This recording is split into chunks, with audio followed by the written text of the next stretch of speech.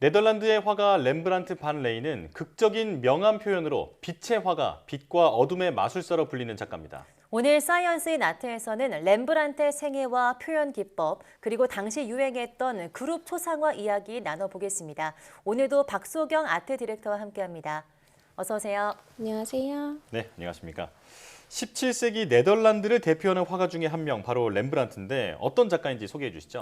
네, 빛과 어둠을 굉장히 잘 표현해서 빛의 화가라는 별명을 가지고 있는 렘브란트 반 레이는 1606년 네덜란드 암스테르담 근교에서 태어났습니다. 네.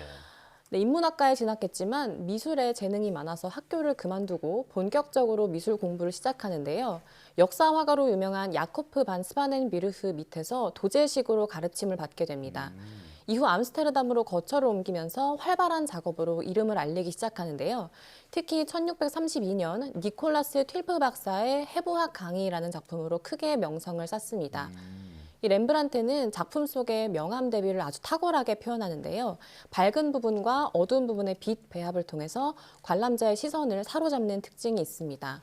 유명해지면서 작품 의뢰가 많아지고요. 또 렘브란트에게 가르침을 받으려는 제자들도 줄을 서게 되는데요. 1669년 생을 마감할 때까지 지속적인 작업으로 많은 걸작을 탄생시켰습니다. 네, 이 렘브란트가 활동했던 당시가 네덜란드의 황금 시대였다고요? 네, 맞습니다. 네덜란드 황금기라고도 불리우는데요. 이 시기는 약 1588년부터 1672년 정도까지를 말합니다. 이 당시 네덜란드의 무역과 과학, 또 예술 등 다방면으로 유럽 국가 중에서 최고의 전성기였다고 하는데요. 특히 미술 같은 경우는 역사화와 더불어서 정물화, 또 풍경화 등이 크게 성행했습니다. 이 렘브란트가 이 시기의 대표적인 작가이고요. 또 진주 귀걸이를 한 소녀를 그린 작가죠. 요하네스 베르메르 같은 작가들이 이 네덜란드 황금기에 활동했습니다. 아, 그렇군요.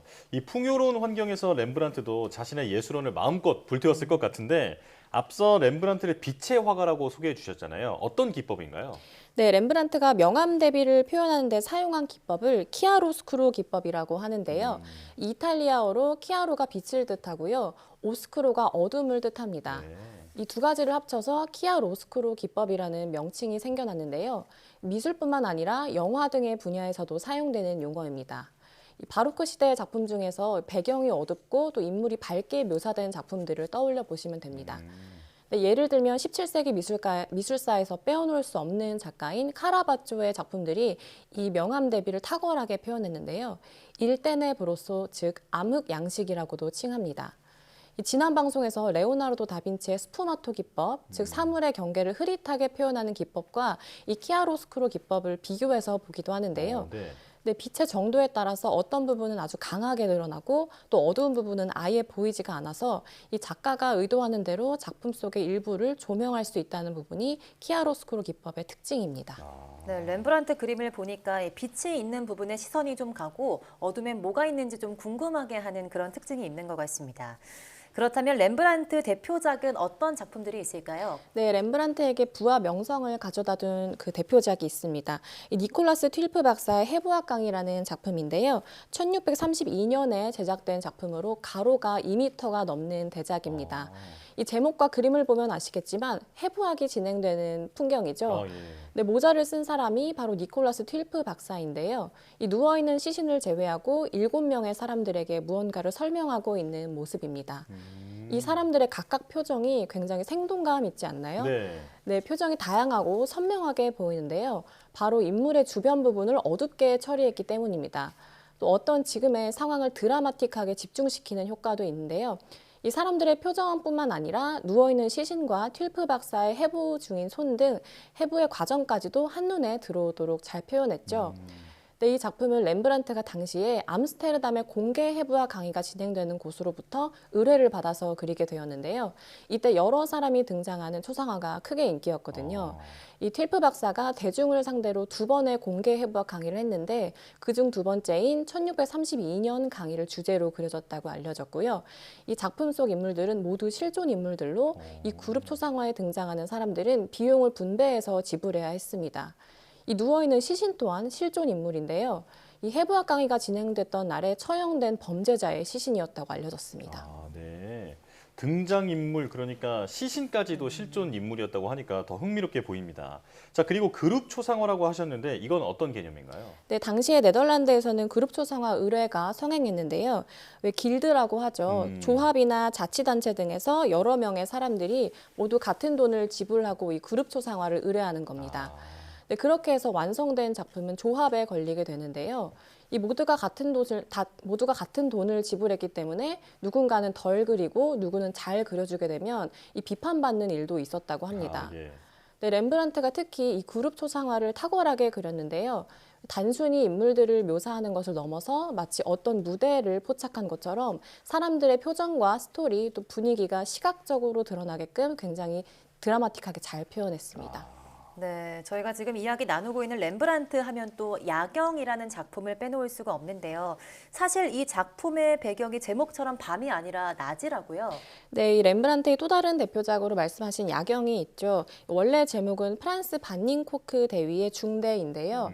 짧게 야경이라고 불리고 있습니다. 이 작품명은 야경이지만 렘브란트가 묘사한 시간은 밤이 아니라 낮인데요. 이 제작 과정에서 바니쉬로 마감 처리를 하거든요. 네. 이 시간이 지나서 복원할 때는 이거를 벗겨내는데 1940년에 이 작품의 바니쉬를 벗겨냈더니 캄캄한 밤처럼 어두웠던 부분들이 사실은 밝은 색감이었던 거죠. 이 어둡게 덮여있던 바니쉬 때문에 야경이란 이름이 붙게 된 겁니다. 아, 네. 정반대로 불리고 있었다니 참 아이러니하다라는 생각이 드는데요. 자, 이 작품도 실제로 의뢰받은 그 그룹 초상화인가요? 네, 맞습니다. 이 작품은 암스테르담의 실제 민병대 대장인 프랑스 반닝코크와 그 대원들이 함께 비용을 모금해서 의뢰하게 된 건데요. 네. 근데 원래 그룹 초상화는 좀 틀에 박힌 형식이 있었다고 합니다.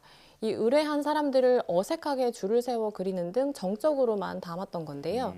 이 렘브란트는 그런 틀을 과감하게 깨버립니다.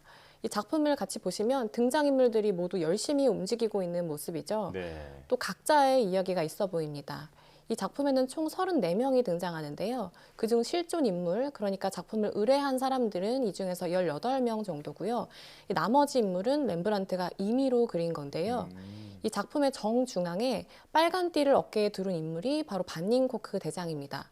네, 딱 봐도 주인공처럼 보이죠? 아, 네. 네, 또 재미있는 것은 작품 좌측에 굉장히 눈에 띄는 한 여성이 그려져 있는데요. 유독 밝게 그려진 여성은 바로 렘브란트의 아내였던 사스키아라고 해석되고 있습니다. 네, 이처럼 렘브란트는 초상화라고 해서 형식적으로 인물을 그리는 게 아니라 작품 안에 자신만의 어떤 스토리를 담았던 겁니다. 아, 네. 네, 그러게요. 저희가 아는 초상화는 굉장히 어색하게 앉아있는 그런 사진들, 그림들을 떠올리는데 당시 굉장히 파격적일 수 있었겠다 이런 생각이 좀 드는 것 같습니다. 이때 이 그림을 의뢰했던 의뢰인들 반응은 어땠습니까? 사실 이 민병대 대장이자 암스테르담 시장이기도 했던 이 반닝코크는 아무래도 공개적인 공간에 걸릴 작품이고 또 군대이기 때문에 좀 보수적인 묘사를 원했다고 합니다. 복장도 너무 화려하지 않고 또 본인과 대원들이 대열로 서 있으면 좋겠다고 요청을 했는데 렘브란트는 자신만의 방식으로 표현을 한 거죠. 근데 결국 의뢰인들은 불평을 했다고 하는데요. 네, 하지만 이때 과감했던 시도가 훗날 미술계에는 큰 기여를 하게 된 겁니다. 네. 오늘 여러 작품을 함께 봤는데 마치 스마트폰 앱으로 그 극적인 필터를 넣은 것처럼 그런 느낌이 들더라고요. 빛의 화가라는 명성이 절로 이해됐던 시간이었습니다. 자, 사이언스 인 아트 박수경 아트 디렉터와 함께했습니다. 고맙습니다.